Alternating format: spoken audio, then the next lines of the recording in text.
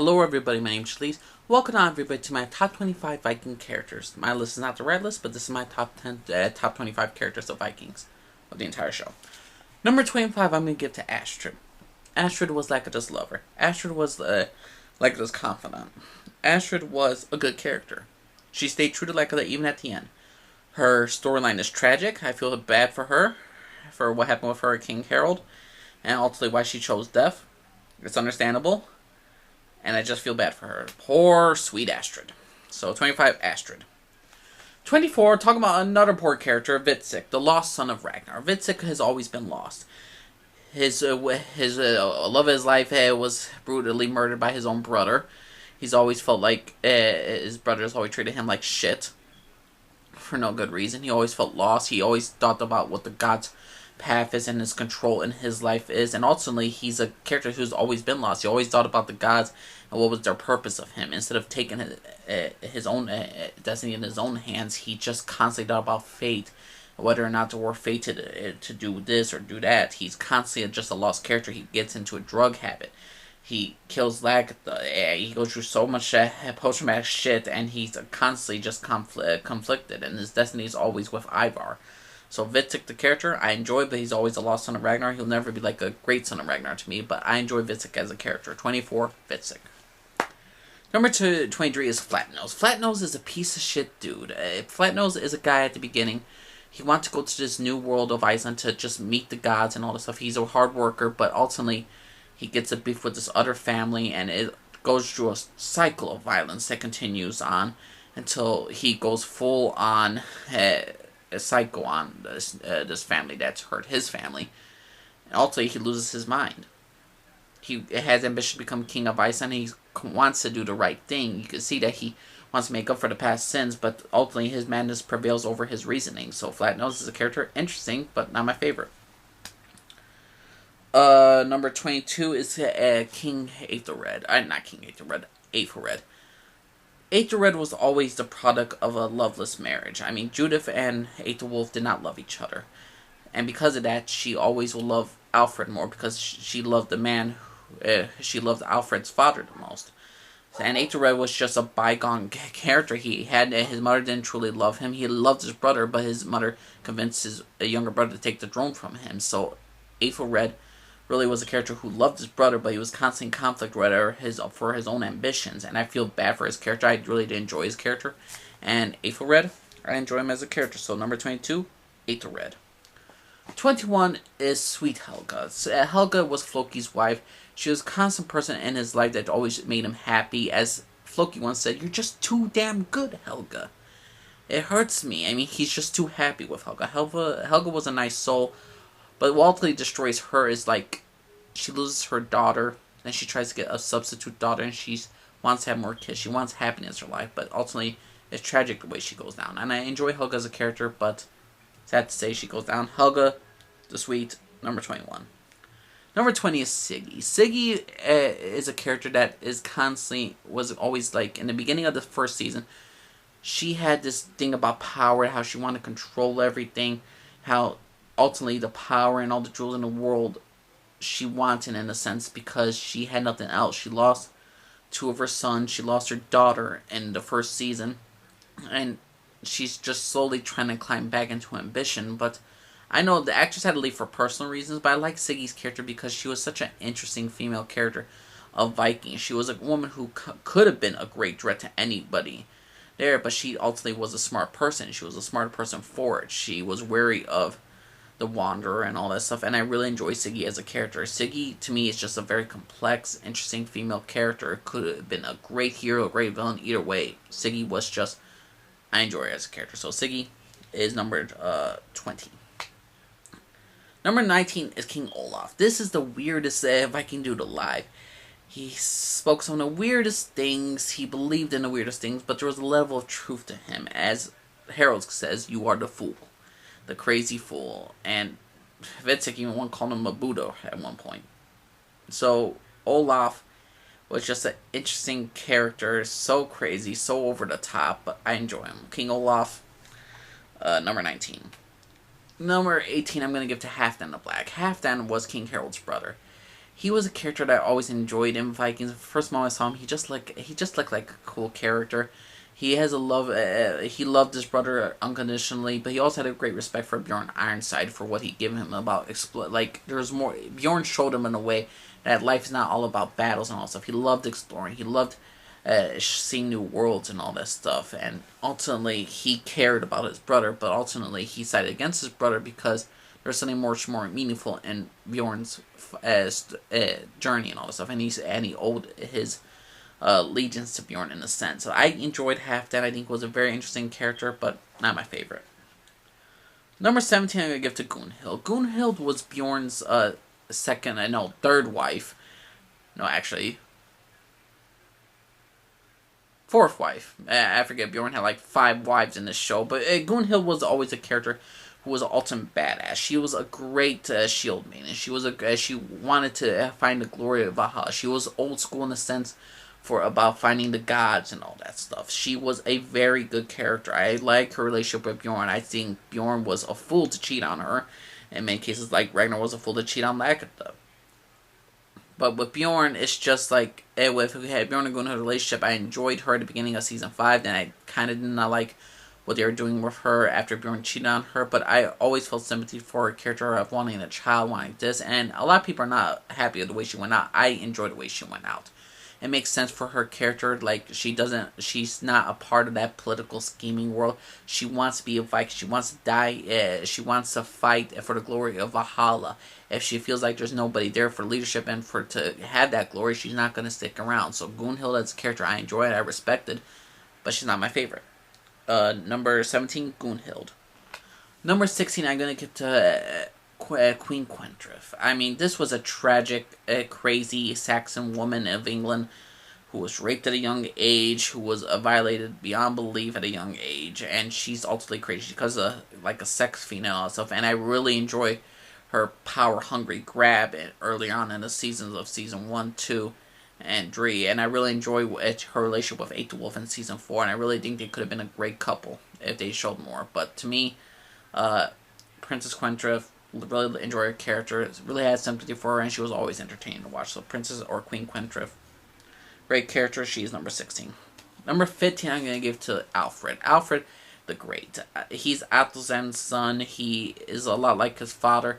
He has some disability or like something that goes wrong with him where he gets seizures or basically where he just passes out and he's not a completely healthy king. But ultimately he's very open about Christianity and all that stuff. He believes solely in Jesus Christ and all that stuff. He's not quick to temperament and all that stuff. Uba trains him to become like a warrior. He learns a lot from his grandfather King Egbert and a lot from his mother. And ultimately there are trials that go with him. I like Alfred. I think Alfred's a very great character, and I'm going to give him number 15.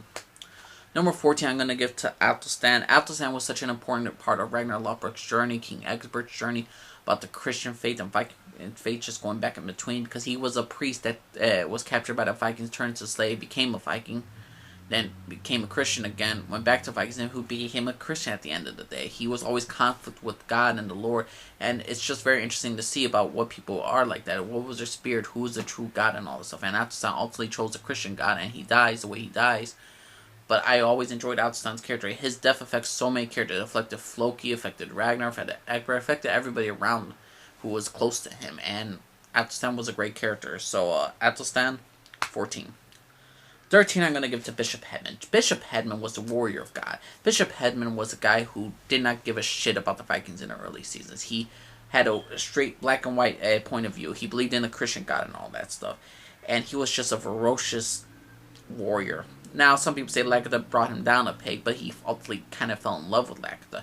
I think they could have put that relationship a little bit better than how it was portrayed in the show.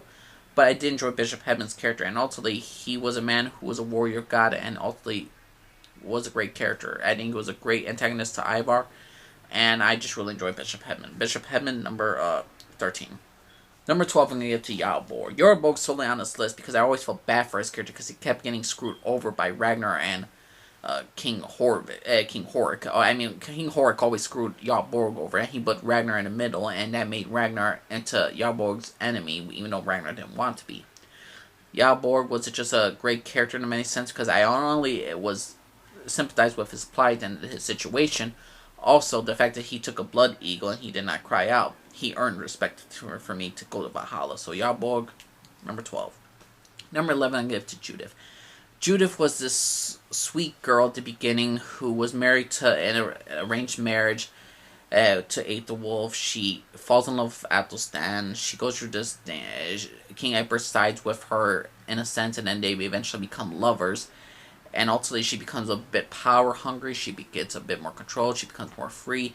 And ultimately, she tries to teach her son Alfred about what it means to be king, about what it means to be great, and what it means to be wrong, and what you have to do to close your heart and your soul in order to become a king. And Judith was just a very interesting character. She was strong, as like I said, you're a warrior in your own way, and I really enjoyed Judith as a character. So Judith is number 11. Number 10, I'm going to give to King Harald. King Harald always had great speeches. King Harald was a guy who was just screaming Viking. He wanted to be with the gods. He wanted this glory. Ultimately, what destroys him is the fact that he loved a woman who didn't love him back. He never had let any luck with him, and that's the dang truth. He ultimately wanted to become king of Norway because a woman told him that you're not famous enough for me to be with you.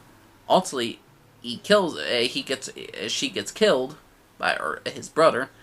Ultimately, he has nothing left in life because he's like, okay, I'll still be king so I can have ambition. But ultimately, at the end of the day, throughout all these seasons, he's constantly trying to be king of all Norway, king of this, king of that. But at the end of the day, he doesn't want it. He just wants to be a Viking, to explore, to have glory. And he's such a typical Viking, but he's such a very interesting Viking. And the fact that he's so persistent about his ways, and even though he's not a perfect human being, I mean, he raped a freaking woman, but then again, Vince did too. I mean, none of the Vikings are not characters we look up to be, and also, but he's just an interesting character. So King Harald is number 10 for me. Number 9, I'm going to give to Rollo. Rollo is a bastard. Rollo is a freaking prick. How many times he betrayed Ragnarock to have glory, to have ambition, to step out of his shadow. Rollo did not. Rollo loved his brother, but he wanted the ambition more. He wanted power more. He wanted all the things Ragnar had. And even throughout the entire history of Vikings, he always wanted what Ragnar had. He wanted the love of Lagda. He wanted Bjorn to be his son. He wanted all these things. He wanted everything what his brother was. Ultimately, Rollo is his own character. He's his own character because he was the ultimate betrayer in many cases. And I love Rollo as a character. He's constantly conflicted between Thor and the Christian god as well. So Rollo as a character was very interesting. He is my number 9 pick. Number 8 is Bjorn Ironside, Ragnar's first son. Bjorn is such a very flawed character. He's just like a stereotypical Viking. He wants to explore, he wants to raid and all that stuff, but that's where his ambition is. He doesn't aspire to be a great king and all that stuff. He doesn't aspire for all these titles. He's a lot like his father in a sense, but the thing is, he's a lot flawed like his father. He constantly has multiple wives. He constantly cheats on his women. He's not a good father. He's a very...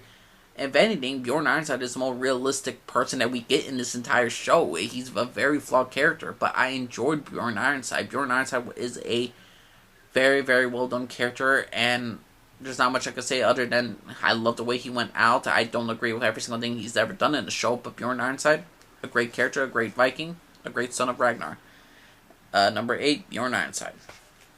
Number 7, I'm going to give to Ivar the Boneless. Ivar is the cunning of Ragnar. He's the vengeance of Ragnar. I sympathize with his plight because he's always been a cripple and he's always aspired to become great. He's wanted to be greater than his father. Will he ever be greater than his father? In my opinion, no, in the show at least.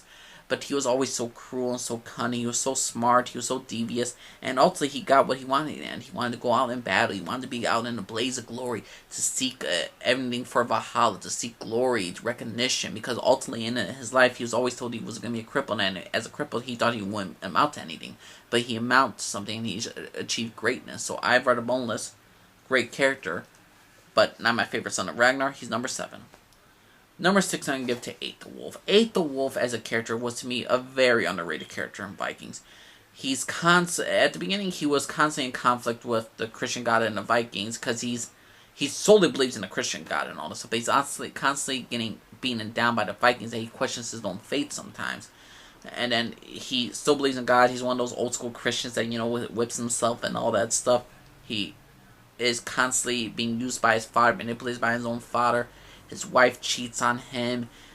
He, in some cases, hates his wife because she is cheating on him with his own father.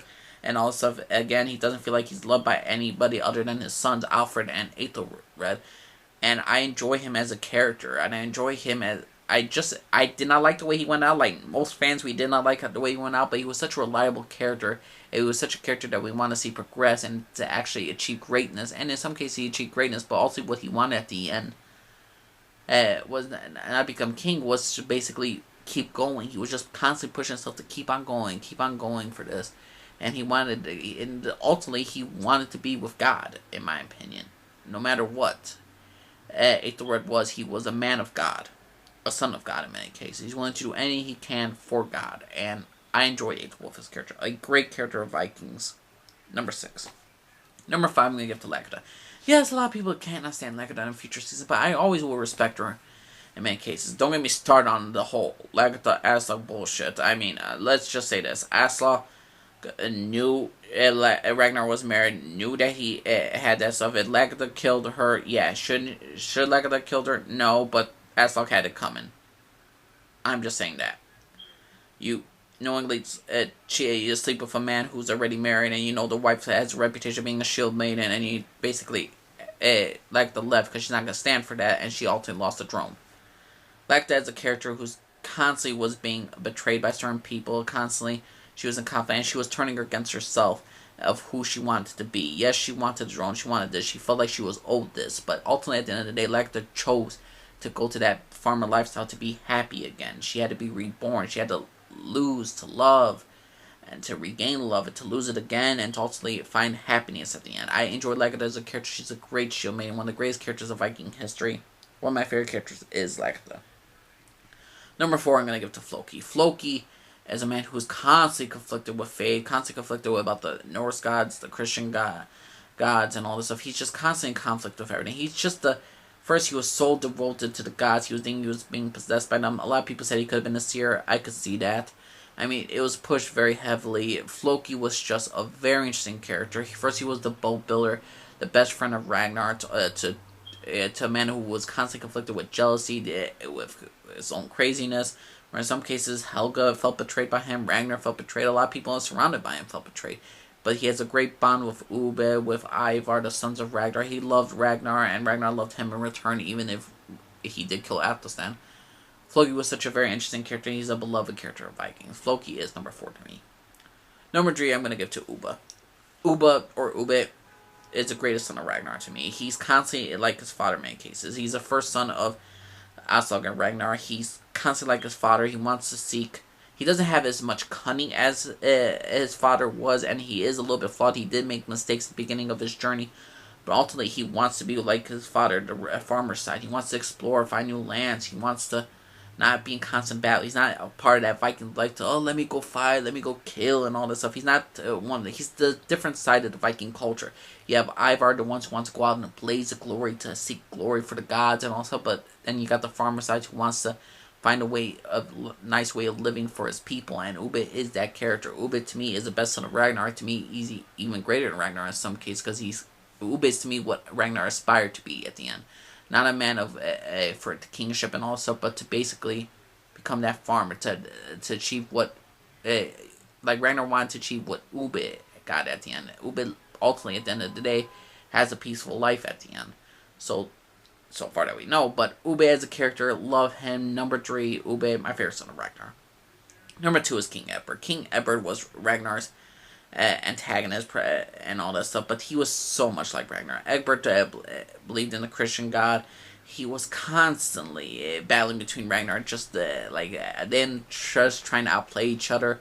And Egbert at the end of the day was getting the last laugh for Ragnar. Each of one of these characters, Ragnar and Egbert's relationship was just so amazing. They constantly were trying to one-up one another. Oh, I'm going to screw you in this, I'm going to screw you in that. Egbert was greedy, manipulative to his own son, took his own son's wife as his own mistress, constantly battling between Princess Quentin and King Ayla and all that stuff, that trying to take over the land to becoming king of all England. His sole ambition, as he says, I would sup with the devil if I could achieve my earthly goals. Your kingdom, Lord, as you said, is not of this earth, but my kingdom is. King Egbert, number 2. Number 1, I'm going to give to Ragnarock. Ragnarock was the show about. He's a man who sailed to the west. He's a man who founded England. He's a man who got Iceland. Without the show, there will be no Ragnarock. Ragnarock is the father of Vikings. He's the father of the show. He's the father of history because all his sons become famous because of their famous father. Ragnarock, the farmer, the explorer, the king, the fallen king to the glorious Viking who ever lived. Ragnarock is easily number one. There's no doubt about it. So everybody, that's my top 25 characters of Vikings. Let me know what y'all think. What's your favorite son of Ragnar? Is it Bjorn, Ube, Ivar? You think Floki should have been higher? You think Helga should have been last? You think Asla should be on the list?